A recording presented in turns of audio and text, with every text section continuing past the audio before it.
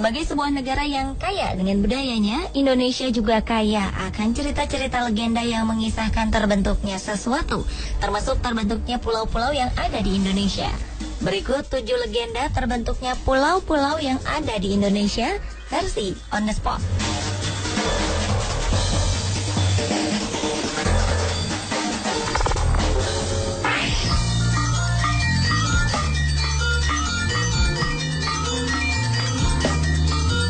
Menurut legenda, Bali awalnya merupakan daratan yang tergabung dengan Pulau Jawa.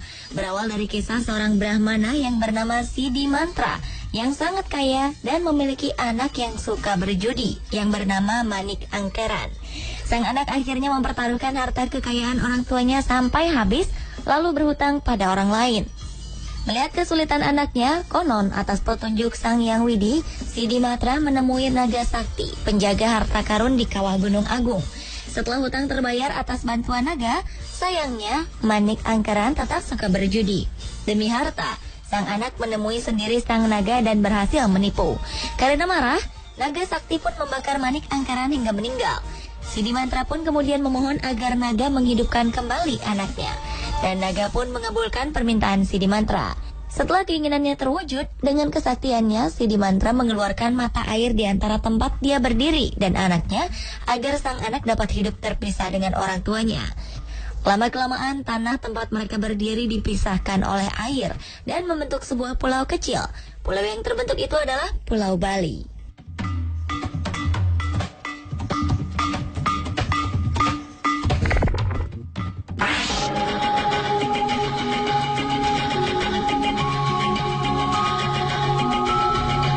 Legenda terbentuknya Pulau Samosir berkaitan erat dengan terbentuknya Danau Toba.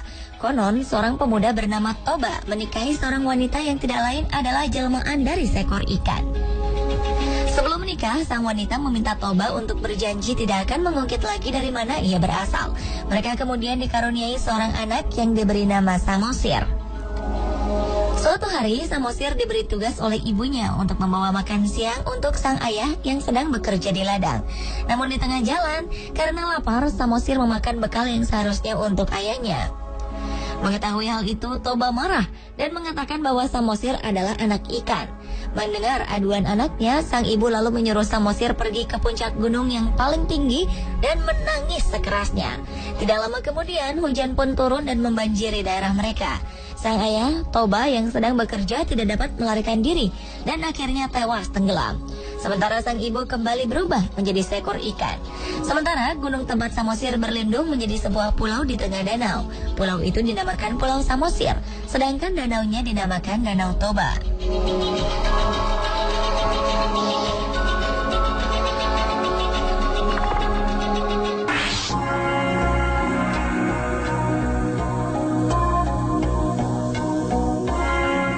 Asal-usul nama Madura berawal dari pembuangan seorang putri raja bernama Raden Ayu Tunjung Sekar ke hutan karena hamil padahal belum bersuami. Sang putri mengaku bahwa kehamilannya disebabkan oleh mimpinya yang didatangi bulan purnama. Namun raja tidak mempercayai alasan putri kesayangannya itu. Sang putri kemudian mempersilahkan Patih untuk membunuhnya. Tetapi jika alasannya memang benar, putri tidak akan mati terbunuh. Benar saja, pedang yang digunakan Patih untuk membunuh tidak dapat menyentuh tubuh putri. Patih lalu membuatkan rakit untuk putri yang sedang hamil ini dan menyuruhnya melarikan diri. Ketika sedang berlayar saat bulan purnama muncul, sang putri melahirkan seorang bayi laki-laki dan diberi nama Raden Sagara. Sagara dalam bahasa Madura artinya laut. Ketika sampai di darat, bayi yang baru berumur beberapa hari ini tiba-tiba meloncat dan berlari ke sana kemari. Bayi Sagara itu pun menemukan sebuah pohon bersarang lebah yang tersangkut.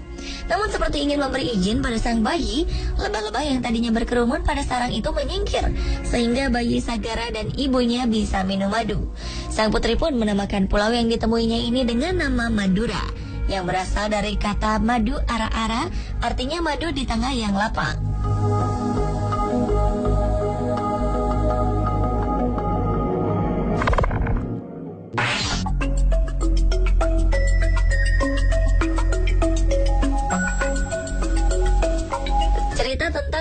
Sebenarnya Pulau Kalimantan berawal dari dua dewa yang bersaing merebut hati manusia untuk menyembah mereka.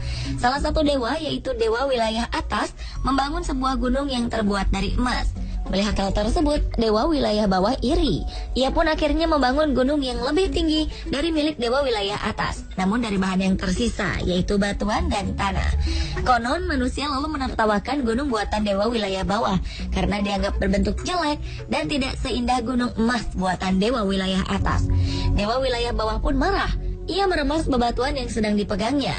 Tapi ajaib, bebatuan itu berubah menjadi batuan mulia seperti batu merah delima, zamrud, safir, dan permata. Dewa Wilayah Bawah akhirnya menggunakan batu-batu mulia ini untuk menutupi gunung yang sudah dibangunnya, dan rakyat pun beralih menyembah Dewa Wilayah Bawah. Pertempuran antara sesama dewa pun kemudian tidak terelakkan. Lama-kelamaan kedua gunung meledak bersamaan dan mengeluarkan bebatuan indah yang tersebar ke seluruh wilayah. Kedua gunung pun mengeluarkan lahar panas yang akhirnya mengalir ke laut dan membentuk sebuah pulau. Pulau itu adalah Pulau Kalimantan.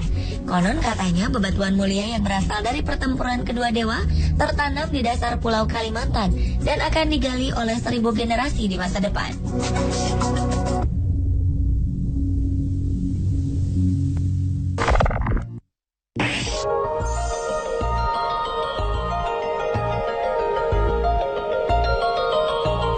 Masyarakat asli Belitung menyebut Belitong atau singkatan dari Bali terpotong. Legenda yang diturunkan dari orang tua menceritakan bahwa suatu ketika di Pulau Bali ada seorang raja yang memiliki putri yang cantik jelita. Namun sayang, memiliki penyakit kelamin. Raja dan ratu pun mengadakan sayembara untuk menyembuhkan penyakit anaknya. Tetapi tidak ada yang berhasil menyembuhkan putri. Raja pun terpaksa mengasingkan sang putri di hutan dengan ditemani oleh seekor anjing. Mereka hidup hanya berdua. Suatu hari sang putri didapati hulu balang raja dalam keadaan hamil, yang kemudian membuat sang raja marah. Raja pun berdoa kepada dewa untuk menghancurkan tanah tempat putri tinggal. Hujan dan petir kemudian terjadi di sekeliling putri dan anjingnya. Tanah itu pun lama-kelamaan retak dan terpisah dari Pulau Bali. Tanah yang terpisah diombang-ambingkan ombak hingga sampai ke dekat Pulau Sumatera. Ada dua nelayan yang melihat tanah itu, kemudian menancapkan jangkar hingga tanah tidak bergerak kemana-mana. Tanah itulah yang menjadi sebuah pulau yang dinamakan Pulau Belitung.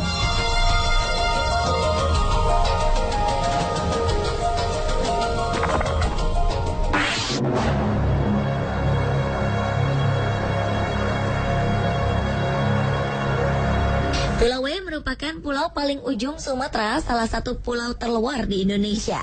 Pulau ini termasuk dalam wilayah daerah istimewa Aceh. Menurut legenda, pulau ini awalnya menyatu dengan Pulau Sumatera. Namun, suatu hari terjadi gempa bumi dan hujan yang turun berhari-hari. Daratan paling ujung Sumatera akhirnya patah dan membentuk sebuah pulau yang tandus dan gersang.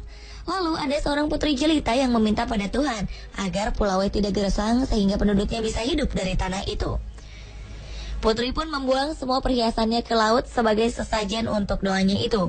Tuhan mendengar doanya. Hujan kembali turun dengan derasnya. Karena hujan deras itu terbentuklah sebuah danau di tengah Pulau W yang dinamakan Anek Laut. Putri itu sendiri akhirnya terjun ke dasar laut dan menjadi Pulau Rubiah yang letaknya berdekatan dengan Pulau W. Sementara perhiasan-perhiasan yang dibuang sang putri berubah menjadi terumbu karang yang indah yang mengelilingi Pulau W.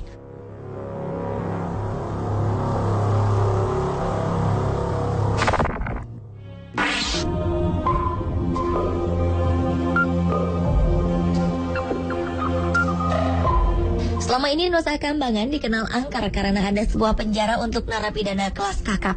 Menurut legenda, pulau yang juga dijuluki Alcatraznya Indonesia ini menyimpan sebuah legenda menarik. Cerita ini bermula dari seorang raja bernama Prabu Aji Pamoso yang disegani rakyatnya. Namun kesaktiannya tersaingi oleh seorang pertapa bernama Resikano. Mendengar hal itu, Prabu Aji berniat untuk menyingkirkan Resikano. Mendengar rencana itu, Resikano lari meninggalkan kerajaan dan bersembunyi di sebuah pulau sambil bersemedi. Namun kemudian ia tetap tewas oleh Prabu Aji. Setelah membunuh Resikano, Prabu Aji dikejutkan oleh suara gemuruh yang memanggil sang raja. Bersamaan dengan itu, jasad Resikano menghilang berganti dengan seekor naga.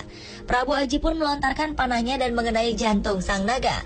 Tubuh naga hilang berganti menjadi seorang wanita cantik. Wanita ini ternyata bernama Dewi Wasowati. Sang wanita kemudian berterima kasih kepada Prabu Aji karena telah membebaskan dirinya. Sebagai ganti balas budinya, Dewi Wasnawati memberikan sebuah bunga Wijaya Kusuma yang konon bisa menurunkan raja-raja yang berkuasa di tanah Jawa. Pulau itu pun dinamai Pulau Nusa Kambangan, yang artinya pulau yang ditubuhi bunga-bunga liar.